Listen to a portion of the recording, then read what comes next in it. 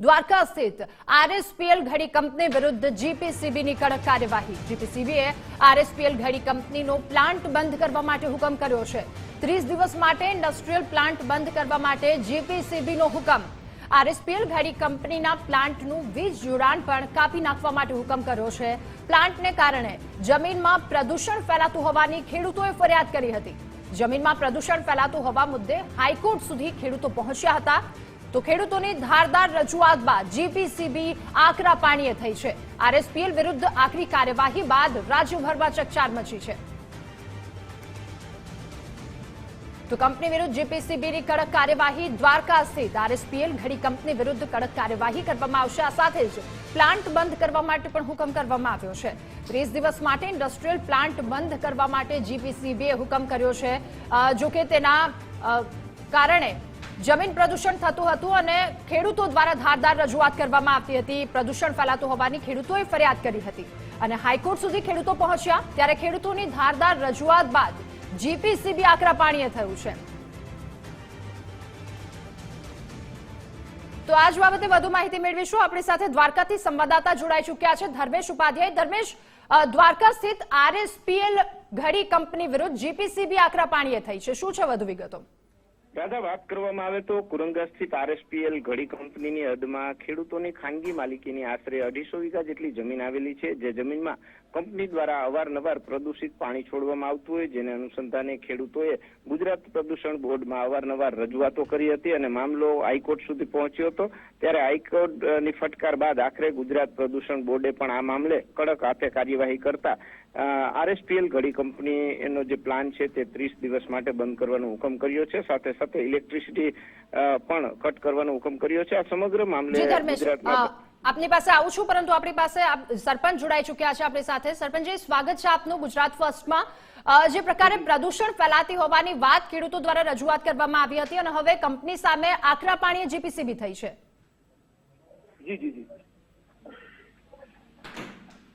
જી hello જી બાલુબા, આપ દ્વારા રજૂઆત કરવામાં હા અમે અમારું આરએસપીએલ ઘડી ડિટર્જન્ટ અંદર મારી પોતાની ખુદની જમીન છે અને જમીન અમારી ગરમ પાણી અને પ્રદૂષણ પાણી અંદર છોડી અને જમીન અમારી બગાડી નાખી છે। એટલા બાબતમાં અમે હાઈકોર્ટમાં પિટિશન કરી હતી અને હાઈકોર્ટે ખેડૂતની રાહ સાંભળી અને 1 મહિના પૂરતું એનો પ્લાન્ટ બંધ કરવાનો હુકમ કરેલ છે। જી બાબુબા, આપના દ્વારા રજૂઆત શું કરવામાં આવી હતી? અમારી જમીન ઘણી બધી મારી અંદર જમીન છે અને જમીન બગડી ગઈ છે, ત્યાં ગરમ પાણી છોડી અને આખું જમીન ખેતી પણ નાબૂદબારી કરી નાખી છે। એટલા માટે અમે હાઈકોર્ટમાં ગયા હતા અને હાઈકોર્ટે ખેડૂતની રાહ સાંભળી અને 1 મહિના પૂરતું એનો પ્લાન્ટ આખું બંધ કરવાનું ઓર્ડર કરેલ છે 12 તારીખે। તો પ્રદૂષણ થતું હતું જમીનને, કયા પ્રકારની વાતો સામે આવતી હતી? પ્રદૂષણ એનું એટલું બધું પ્રદૂષણ થતું હતું કે આખી જમીન અને નજીકના જે કુવા છે અંદર, જે અમારા જમીનની અંદર કુવાના પાણી પણ ખરાબ થઈ ગયા છે। એનું સેમ્પલ પણ પ્રદૂષણ જીપીસીબીએ લીધું હતું અને પ્રદૂષણ બધું પ્રૂફ કરી અને આ લોકોએ હાઈકોર્ટમાં એનો રિપોર્ટ કર્યો હતો અને હાઈકોર્ટે ખેડૂતની રાહ સાંભળી અને પ્લાન્ટ બંધ કરવાનો ઓર્ડર કરેલ છે। જી બિલકુલ, આભાર આપનો ગુજરાત ફર્સ્ટ સાથે જોડાવા બદલ। જી ધર્મેશ, આપની પાસેથી જે માહિતી મેળવી, શું છે વધુ વિગતો? જી ધર્મેશ, વાત કરવામાં રાધા તો આ સમગ્ર જે મામલો છે તે ભારે ચર્ચાસ્પદ બન્યો છે। મહાકાય કંપની સામે આખરે ખેડૂતોની જીત થઈ છે। ખેડૂતો છેલ્લા ઘણા વર્ષોથી પ્રદૂષણ મામલે હાઈકોર્ટ સુધી પહોંચ્યા હતા। અનેક વખત ગુજરાત પ્રદૂષણ બોર્ડમાં ખેડૂતોએ લેખિત રજૂઆતો કરી હતી। ગુજરાત પ્રદૂષણ બોર્ડ દ્વારા અવારનવાર પાણીના સેમ્પલો પણ લેવામાં આવ્યા હતા। જમીનો બંજર બની હતી। ત્યારે આ સમગ્ર મામલે છે તે ઘણા સમયથી આ વિવાદ ચાલુ હતો। ત્યારે આખરે હાઈકોર્ટ સુધી મામલો પહોંચ્યો હતો અને ગુજરાત પ્રદૂષણ બોર્ડે આખરે કડક હાથે કાર્યવાહી કરી હોય ત્યારે દિગ્ગજ આરએસપીએલ ઘડી કંપનીનો જે 16 પ્લાન છે કુરંગા સ્થિત, તે જે પ્લાન છે તે 30 દિવસ માટે બંધ રાખવાનો હુકમ કરતા સમગ્ર ગુજરાતમાં ભારે ચકચાર જાગી છે। જી રાધા। જી ધર્મેશ, આભાર તમામ વિગતો બદલ।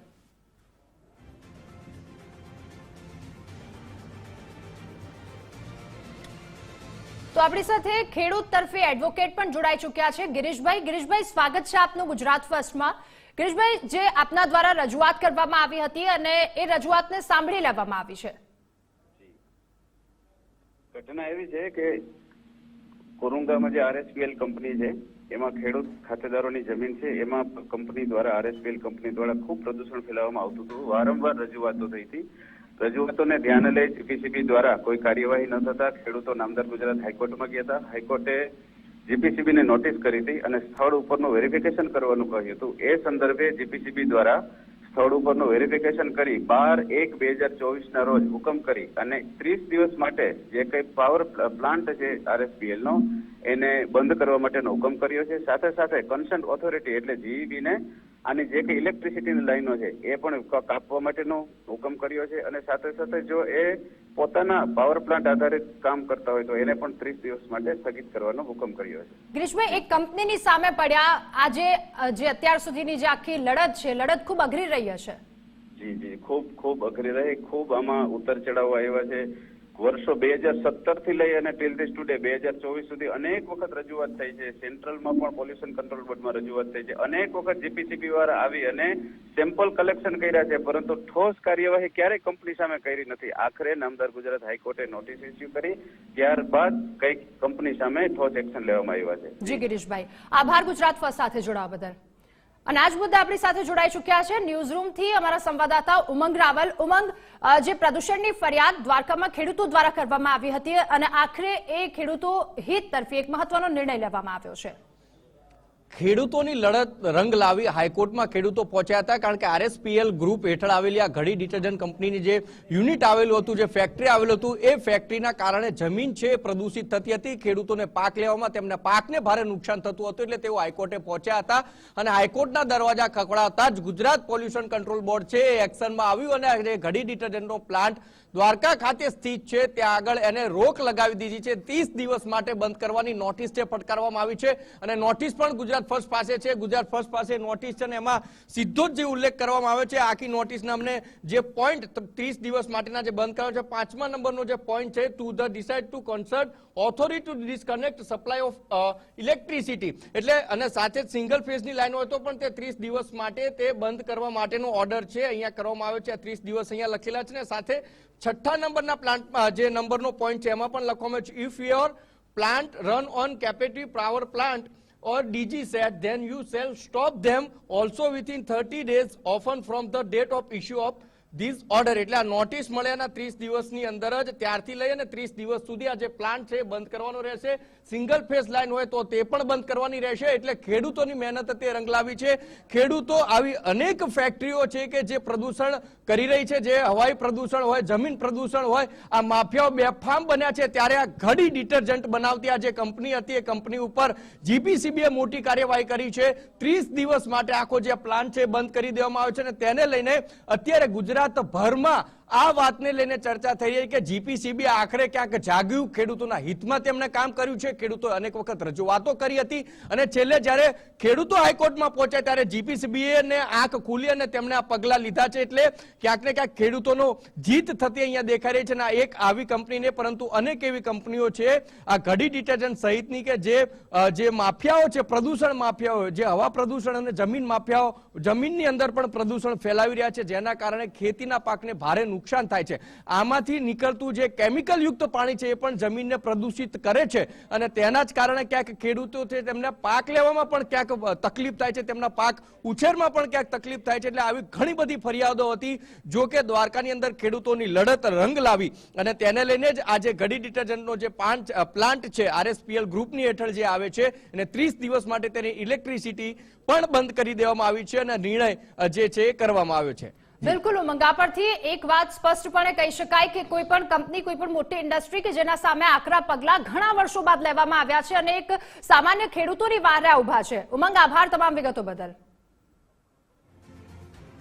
તો દ્વારકા સ્થિત આરએસપીએલ ઘડી કંપની વિરુદ્ધ જીપીસીબી દ્વારા કડક કાર્યવાહી કરવામાં આવી છે. 30 દિવસ માટે ઇન્ડસ્ટ્રીયલ પ્લાન્ટ બંધ કરવા માટે હુકમ કરવામાં આવ્યો છે. આ પ્લાન્ટને કારણે જમીનમાં પ્રદૂષણ ફેલાતું હતું.